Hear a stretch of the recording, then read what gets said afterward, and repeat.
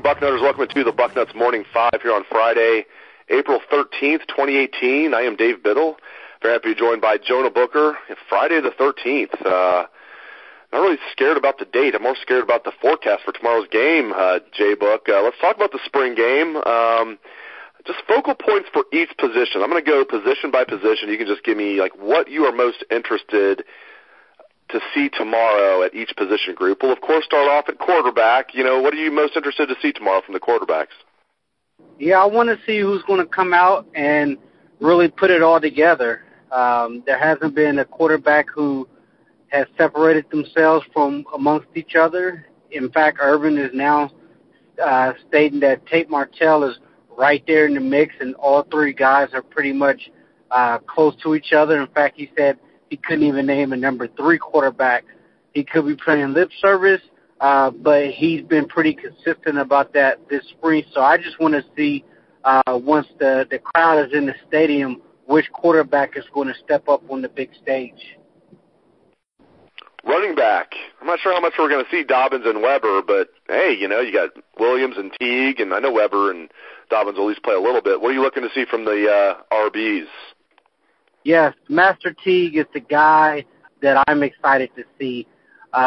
Early on in his senior year in high school, the guy was on an absolute tear. He was tearing it up before he had that injury, which derailed his senior season.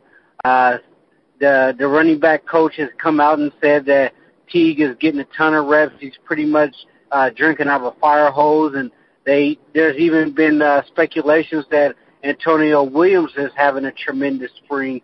So he's one to keep an eye on.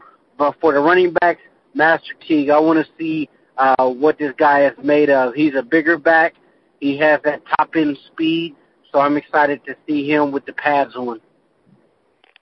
At wide receiver, so many older guys on this team, a ton of fifth-year seniors. Even a fourth-year junior like K.J. Hill is not going to play because of a shoulder injury, but you got the fifth-year seniors that are healthy, probably won't play that much. But you got some young guns like Jalen Harris and some other ones. What are you looking to see mostly from the wide receivers?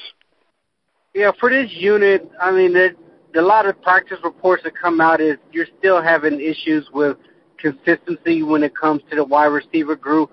I'm not necessarily eyeballing one particular guy. I want to see how they perform as a unit altogether. The big thing with the wide receivers is can they get open, and what is the wide receiver looking like with guys that can really sling the football. I know there was a lot of yin and yang back and forth about a lot of the inconsistency was due to the inability of J.T. Barrett to get the ball out on time. Now that you have some quarterbacks who's been praised about their arm and accuracy, I want to see how they perform with these quarterbacks at the helm. Offensive line, Isaiah Prince being now a 3-year starter, might not play much, if at all. You got the starting guards, you would think, with Brandon Bowen, obviously Michael Jordan. They're both out with injuries. But Brady Taylor at center, and there's a lot of young guys playing. What are you looking to see from the offensive line tomorrow? Yeah, there's 2 guys in particular that I'm looking forward to seeing, and that is Wyatt Davis and Josh Myers, 2 highly regarded high school All-Americans that redshirt. We haven't seen anything from them besides a couple reports here and there. No live reps as far as game because they're redshirts. So I'm excited to see what those guys are going to do in the spring game. So 2 guys I'm keeping an eye on. Hopefully those guys step up because we're going to need those guys, especially with the depth issues there. At tight end, we know Jeremy Ruckert's going to join the fold this June, but right now with, Barry and Farrell and Hausman, pretty good group right there. Barry could be a beast if he just continues to hone his skills. What are you looking for from the tight ends tomorrow, J-Book? Yeah, going into the spring, I thought it was going to be Rashad Berry as the starting tight end, and it was going to be his job to lose, especially how well he played towards the later part of the season.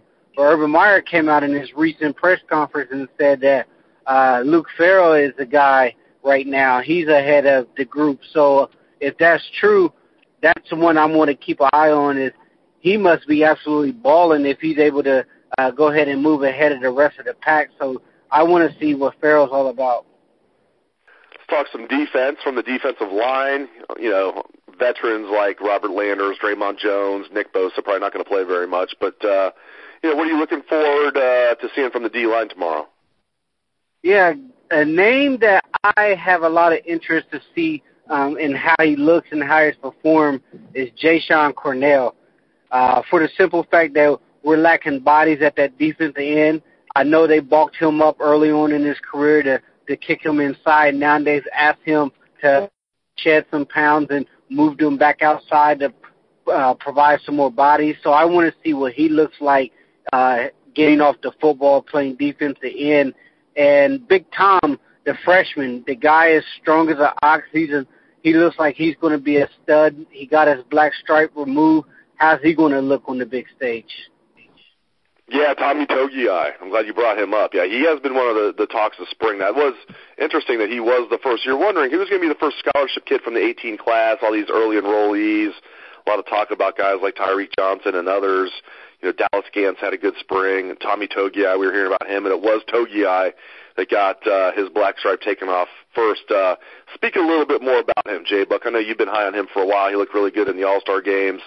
You know, after, you know, during the winter there, both the Army All-American game and then I believe the Polynesian Bowl. Did he play was it the Army game or the Under Armour game? Whichever one it was, he tore it up. Yeah, he played in the Army game and he tore it up, as well as the Polynesian Bowl, as you mentioned. And I know we had on the Bucknuts interviews from his high school coach, and his high school coach was saying this guy was the most college-ready high school prospect he's ever had. So there was a lot of, you know, speculation that, hey, this guy could be a baller for us. But all indications are is he's not going to redshirt this year. He could find himself in that rotation. The defensive tackle position is pretty deep, but they love the way he's playing. I mean, he's a guy that comes in and he's playing with his hair on fire. He may not know what he's doing on the field, but he will play hard and he goes hard, and I'm excited to see what he can do. And the crazy thing is all the hype and the unicorn of the class was Taron Vincent, the 5-star. He's yet to step foot on campus, and I'm looking at Big Tom, and Big Tom's going to play over him unless Vincent comes in and he absolutely dominates. Yeah, we took a short detour there to show much love to Tommy Togi, and much deserved. Let's get back on track here. Linebackers.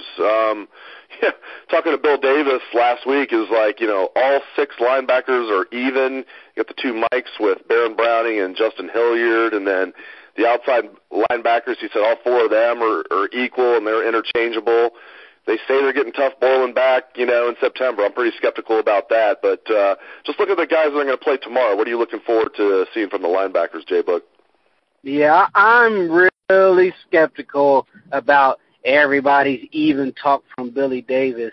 I mean, we got to see some guys emerge. Who are your true horses that when the game is on the line and you got TCU on 4th and 1 in the fourth quarter, who are your guys are going to be in there? That's what I want to know. I mean, it's fine to talk all that, everybody's even, but you need to have your pure horses ready to go. So I just want to see who's going to thrive in the big atmosphere. Everybody is ready to see what Baron Browning's going to do, especially with him back being healthy. But the guy that has to really have a good spring, finish off with a good spring, and stay healthy is Justin Hilliard, because we're going to need him. We know what we have in Malik Harrison. Keandre Jones, he's a younger guy, hasn't got a lot of reps, but has tremendous potential. But the big thing overall is, can Billy Davis get his guys going in the right direction? Can he simplify this defense for Baron Browning to where he's reading and reacting, and he's playing fast as opposed to consistently overthinking what he's supposed to be doing? So the linebacker as a whole, as well as the wide receivers, just have to come out and leave this spring game with a good taste in their mouth heading into fall camp. All right, your position group is a former college football player, defensive back, Corners and safeties. Break it down for me. You can go corners and safeties or just one if you want to. But what are you looking forward to seeing from the DBs tomorrow?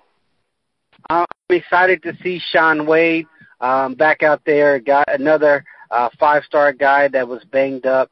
We didn't get to see a lot of. From all indications, he's having a tremendous spring. He's getting a ton of reps, especially with Okudah out. They're saying that they want to play 3 to 4 corners. The question is who's going to be that other guy? Because you already know that Okudah is going to be there, and then is it going to be Wade? Is it going to be Damon Arnett who's battling in there? We're going to see, but I want to see how Shaun Wade handles the big stage because he hasn't had a lot of live game reps. And then, sorry, Jim, we're going. Oh, we got to say we can't forget about the safeties there. So Urban said Jordan Fuller, he's locked in there. So you have a bunch of younger guys that are still battling out. From all indications, were that Isaiah Pryor has a slight leg up for the opposite starting safety, but Brendan White is a kid that's huge. He's massive, and he's almost on the verge of outgrowing the safety position and moving down to an outside linebacker potentially. So I'm curious to see how he runs, especially with his size. Great stuff from my man Jonah Booker, as always. Really appreciate it, J-Book. You can follow him on Twitter at JBook37, and you can catch his column every week on Bucknuts. It is Outside Columbus, so thank you to Jonah Booker. And thanks to all the listeners out there for tuning into the show. I appreciate it. Hope you have a great day and a great weekend. Let's hear that Buckeye swag, best damn band in the land.